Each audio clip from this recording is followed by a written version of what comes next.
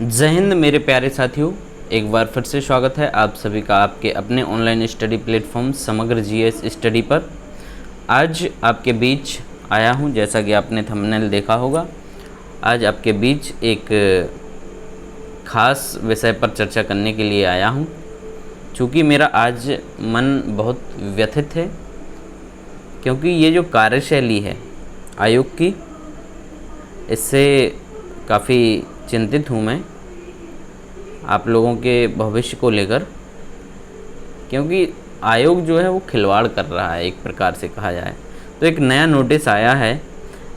हम लोगों को उम्मीद थी कि आपका जो है सितंबर में जो एजेंसी है वो फाइनल हो जाएगी, तो अगले एक दो महीने में हमें एग्ज़ाम देखने को मिल जाएंगे।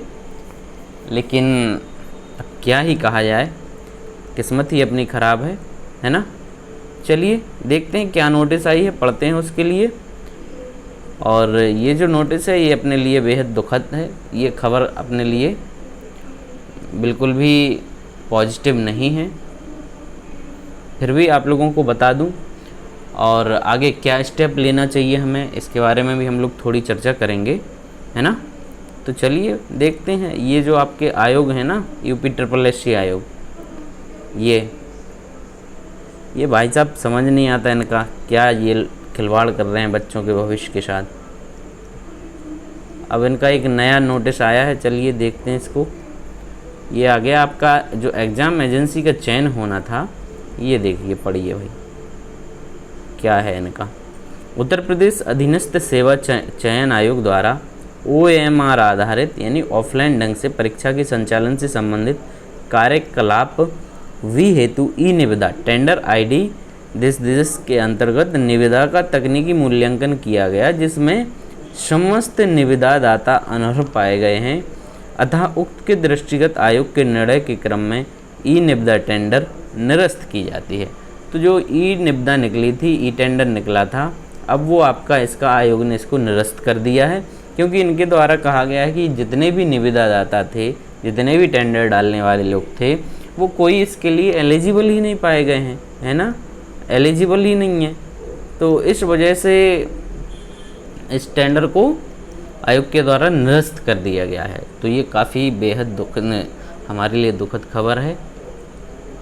तो अब ये मान के चलिए कि अभी एजेंसी फाइनल नहीं हो पाई है ना। और हमारे CM साहब हर जगह जाके स्टेज से भाषण दे रहे हैं कि हम लोग बहुत भर्ती करेंगे। अरे काहे से करोगे, जब भर्ती के लिए कोई आपके पास एजेंसी ही नहीं है अवेलेबल है, तो परीक्षा कहाँ से कराओगे।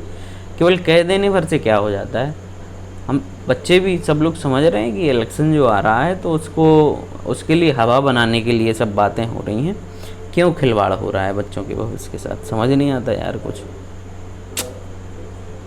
इस तरीके से नहीं होना चाहिए, ये काफ़ी चिंतित करने वाली चीज़ें हैं। तो अब आप लोग तैयारी तो कर ही रहे हैं, तो तैयारी को कंटिन्यू करिए, है ना, उसको छोड़ना नहीं है, नहीं तो और दिक्कत में आ जाएंगे। अब सब लोग एकजुट होकर, है ना, एकजुट होकर आवाज़ उठानी पड़ेगी इसके ख़िलाफ़। और कहते नहीं कि जब लोग बाग सुनते नहीं हैं, तो हमें कोई ऐसा तरीका अख्तियार करना चाहिए जिससे कि सामने वाला हमारी बात को सुने, ठीक है। तो कई सारी चीज़ें हैं हम लोगों के पास, क्योंकि लोकतंत्र में जो है जनता जनार्दन ही राजा होती है। किसी को ये अहम पालने की ज़रूरत नहीं है कि हम राजा हैं, है ना। जनता भाई ये पब्लिक है, जब चाहे तो लोगों को सर पे बैठा लेती है, और जब इसका मन हुआ तो लोग वक्त चरणों में दिखाई देते हैं। तो भाई इससे मत उलझो यार, दिस इज़ नॉट फेयर, है ना। तो यही है कि आप लोग खुद समझदार हैं क्या करना है क्या नहीं करना है। थोड़ा इनको डेमो दिखा दीजिए, मैं ये कहना चाह रहा हूँ कि थोड़ा डेमो दिखाइए, सरकार एक्शन में आए। आपके पास मौका है, 10 जो है विधानसभाओं में इलेक्शन है। तो मेरे वहाँ के भाइयों से ये निवेदन रहेगा कि आप लोग एकता का परिचय ज़रूर दें, है ना। और कब तक चले जाओगे इस तरीके से। तो यही सब बातें थी, क्या ही कहें अब, ठीक है। आपको बस ये नोटिस पर बताना था। बाकी कल फिर मिलते हैं अपने नए वीडियो में, तब तक के लिए आप लोग अपना ध्यान रखिए। धन्यवाद।